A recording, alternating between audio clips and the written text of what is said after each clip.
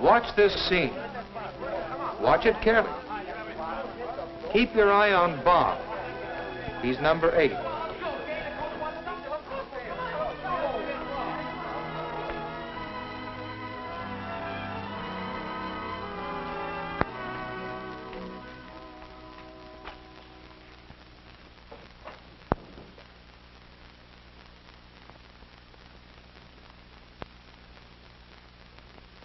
What did you see? Do you think Bob's action was honest or dishonest? If you saw such an incident, what would you do about it? That incident came to involve each of us in this room. And it caused us to consider the subject of honesty from many angles. It sure did.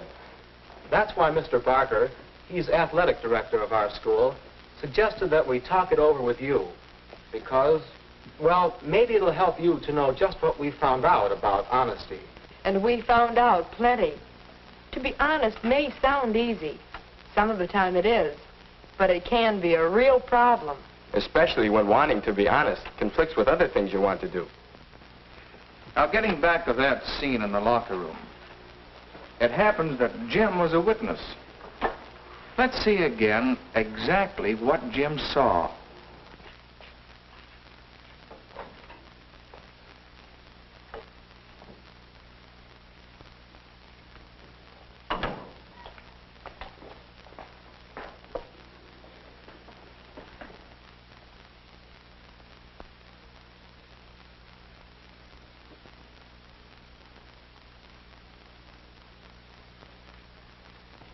Well, what would you have done? I wanted to do the right thing, the honest thing. But what was it? Question Bob about it? Tell Ben that Bob was in his locker? Report it to Mr. Barker? I didn't know what to do. So, I put off doing anything. That night I didn't get much sleep. The next day at school was awful. I just had to do something, tell somebody. Then, after school, well, I guess when you're in a state like that, it doesn't take much to set you off. Say, it's Bob. Looks like he's buying himself a present. Sure does. Let's ask him over. Let's not. How come? That money he's spending, I know where he got it. In the locker room yesterday, after he thought everybody had gone, I saw Bob take something from Ben's pants pocket. I was late dressing, I saw it. I guess it doesn't take a detective to figure out where he got the money to buy that pen. But, Bob, I can't believe it. Did you ask Ben if he was missing any money? Not yet. Have you reported it? Not yet. But you have to. You ought to tell Mr. Barker about it right away. No, you don't. You tell Mr. Barker, and whatever else happens, he'll kick Bob off the team. Where'll we be with our star center gone and half the schedule left to play? Gee, Nick, when you put it that way. I didn't know what I was going to do. But I'd realized I shouldn't have blurted it out in public that way. So I asked the kids to promise me not to say a word. And did they? Yes, we promised, but then... This one's on me, Terry. Here's what happened. After Jim and Nick left the drugstore, Terry and I talked about what Jim had told us until... Terry, there's nothing for you to do but tell Mr. Barker about Bob. But we promised Jim. A promise to tell a lie doesn't count. I didn't promise to tell a lie. It's the same thing. I can't understand your being so calm about having a thief on your team. It's your duty to tell Mr. Barker, and if you don't, I will. Well, there I was, wanting to be square with Jim, but, well, I didn't want Rose mad at me, and it did seem dishonest to conceal a thing like that. So at practice the next day, I'd made up my mind to speak to Mr. Barker. I don't know just how I was going to say it, but Nick and Jim had seen me. They moved in fast to keep me from talking. Well, I didn't get to speak to Mr. Barker that day. I'm not sure I wanted to. Anyway, When I found out what happened, I marched right into this office the next day and told Mr. Barker. Now, you've seen what actually happened. What Jim saw. Well, here's the picture I described to Mr. Barker.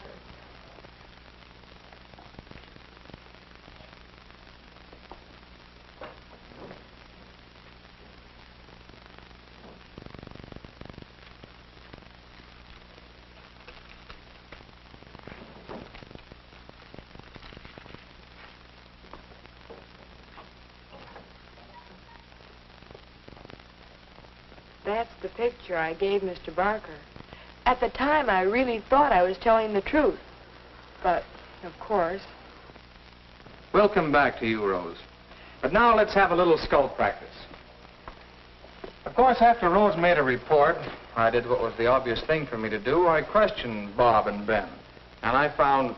But that can wait. Right now, let's see what pointers we can pick up about honesty.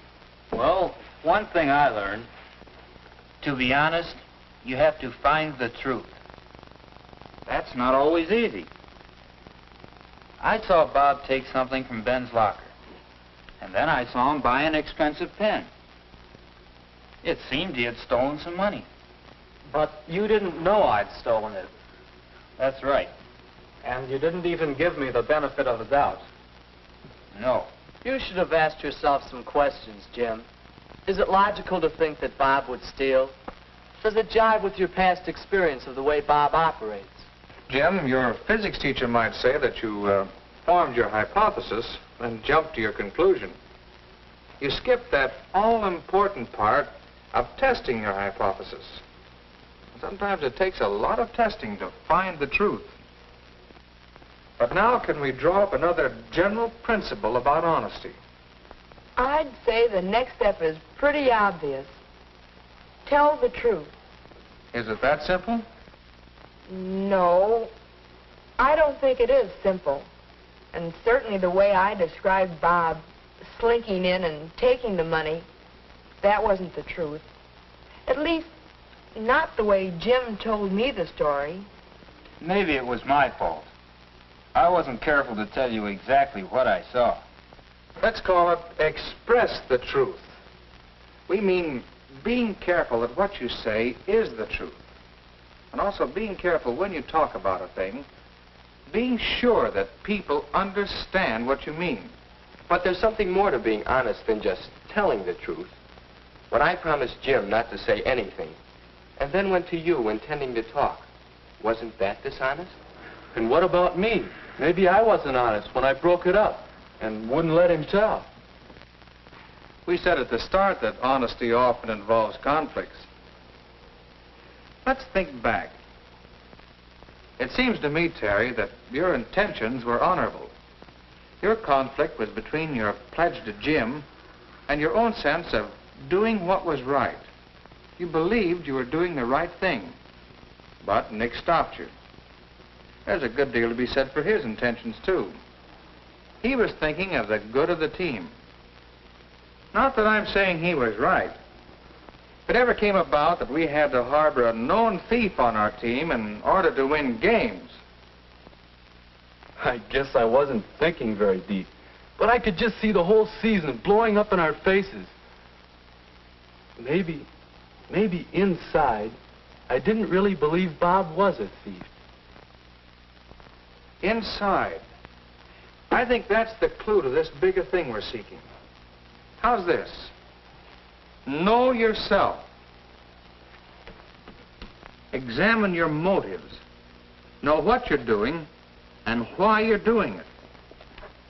If your intentions aren't honest, then your deed can't be completely honest. I guess this is the time for me to explain my hypocrisy. When I came in to tell Mr. Barker about Bob, I started by saying certain things. what I said and what I was really thinking were two different things. It was something like this. Mr. Barker, there's something you ought to know about one of your boys. There's something I want you to know about one of your boys. The boys won't say anything, so I feel I must be honest and tell you. I wish I didn't have to be the one to tell, but I want to be sure that you find out about Bob Foreman. And when you do, I can just see it. You'll kick Bob off the team, and Terry will become the regular center. My Terry. All he needs is a chance.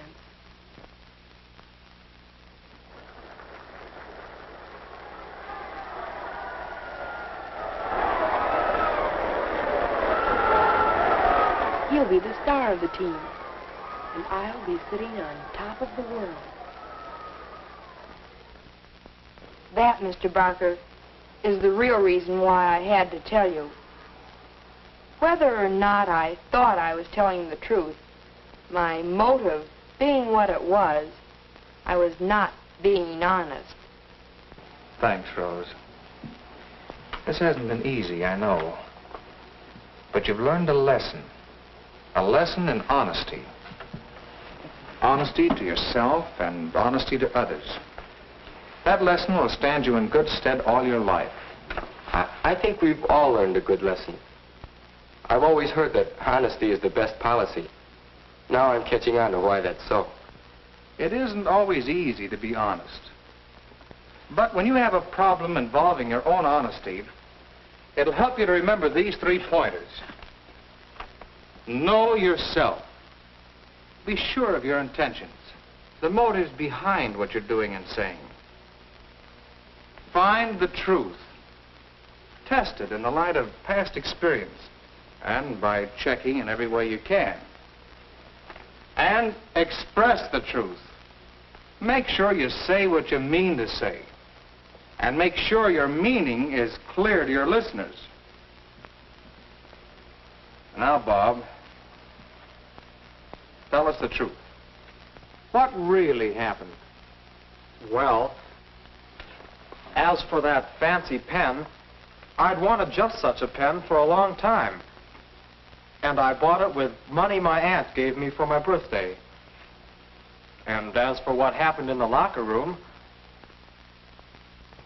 well, it was this way. As soon as I finished dressing, I headed out into the gym. Then I remembered something and came back. I looked around for Ben, but he wasn't there. So I went to his locker. You see, Ben had been doing sound effects for the school radio program that morning. And he had borrowed something we'd need in practice. That's all. Honest.